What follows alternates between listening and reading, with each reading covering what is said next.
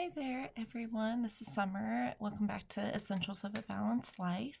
For those of you that do not know, I'm a licensed mental health counselor, as well as a mental health professional and certified clinical trauma professional. So, the topic I want to talk about today was how to support a family member when they are struggling with a mental health diagnosis or various symptoms, related to a mental health diagnosis. Oftentimes, when it comes to supporting or being there for someone that's struggling, we want to problem solve, or we want to tell the person what needs to be done, just kind of jump right in there. But there's other things we can do that will likely go over better, that will improve communication with the person, help them feel more supported. So I'm just here to talk about a couple of those. I'm sure that there's, other ideas out there, but these are some evidence-based ones that tend to help. So, the first thing, when helping someone that's struggling with their mental health is to, of course, talk to them. And by doing that is to ask them directly, what kind of support do you need from me? What can I do to support you? Because even though you may know in your head what they need or maybe what kind of support, it's let them feel empowered to say something to you and tell you directly. So ask, what kind of support do you need? Do you need some resources, or do you just want maybe like a shoulder to cry on or a listening ear? So let them choose what kind of support that they want in that moment.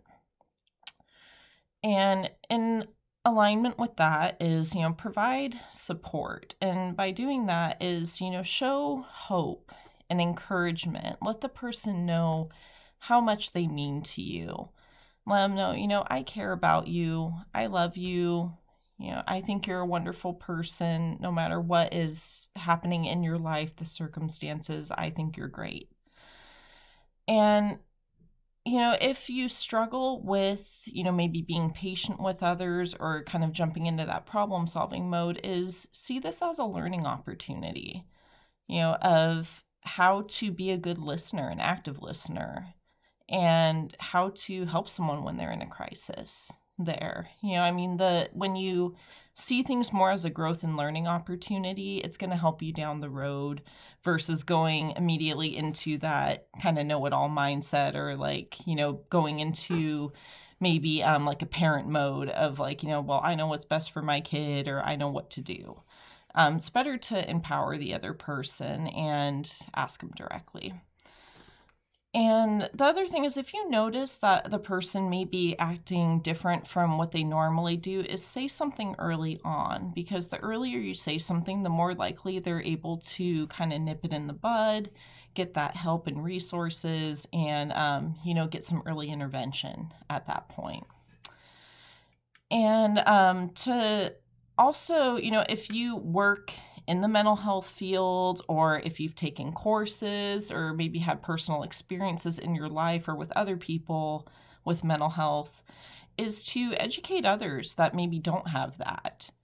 So if you see someone doing something wrong or something that may be hurting the person, causing more damage, is to let them know, hey, I've been through these experiences myself, or I've helped another person.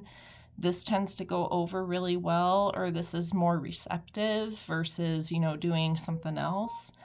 And, if the person, kind of gets defensive or, doesn't like what you have to say, well, then that means that, they maybe need to go more into that growth mindset, or maybe they need some time to reflect on their behavior there.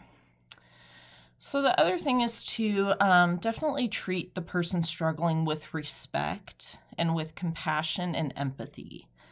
Don't criticize them, or, make any kind of, comments, put downs, nothing that would be along the lines of, like a verbal or emotional abuse. And I know it may seem like common sense, but a lot of people do it, where I've seen, when I worked inpatient, family members come in and say a person had a suicide attempt, that the family members might be like, how dare you? Or why would you think to do that?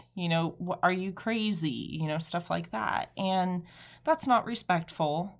of course, but also is that's not showing that empathy that, you know what, that person was really struggling to get to that point.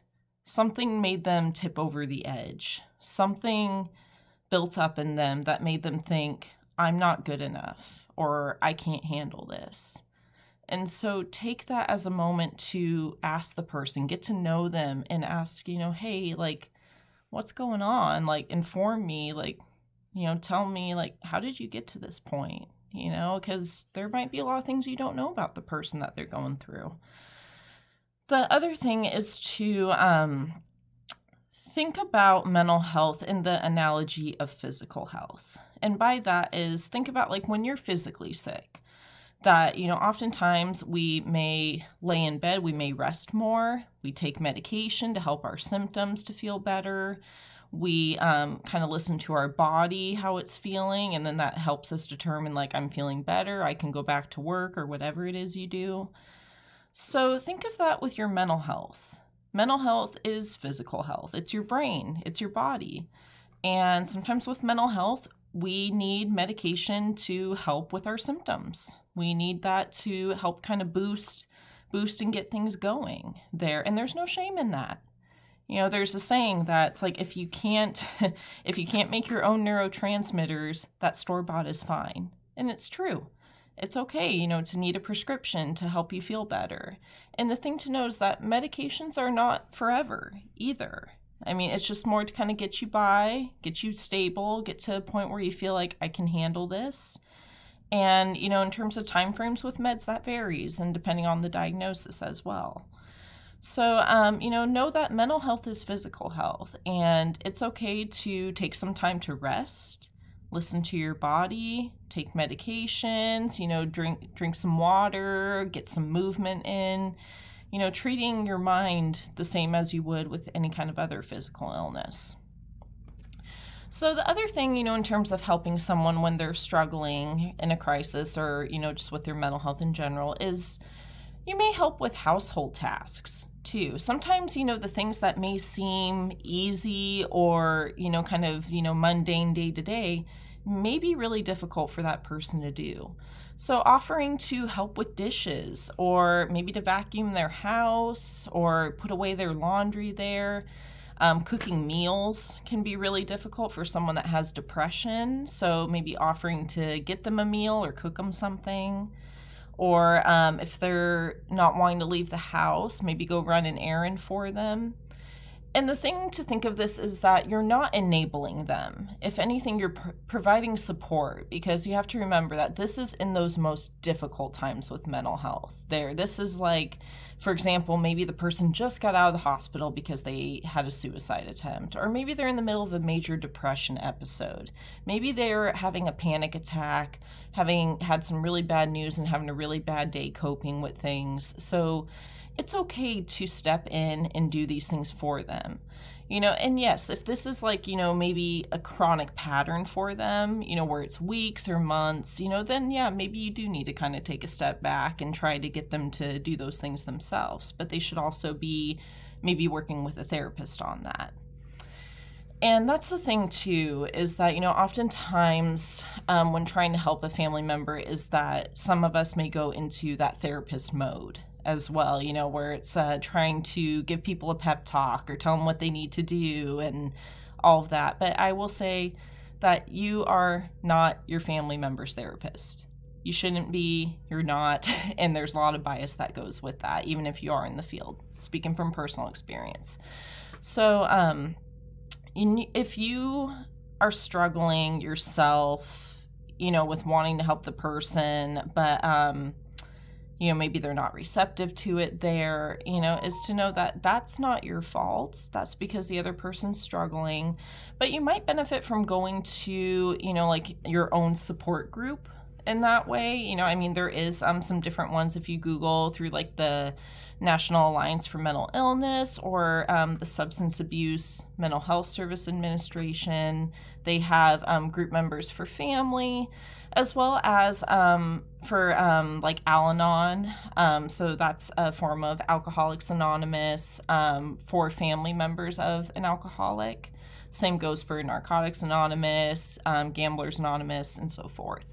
So look into those if you need your own kind of support group, place to talk or vent, that kind of thing.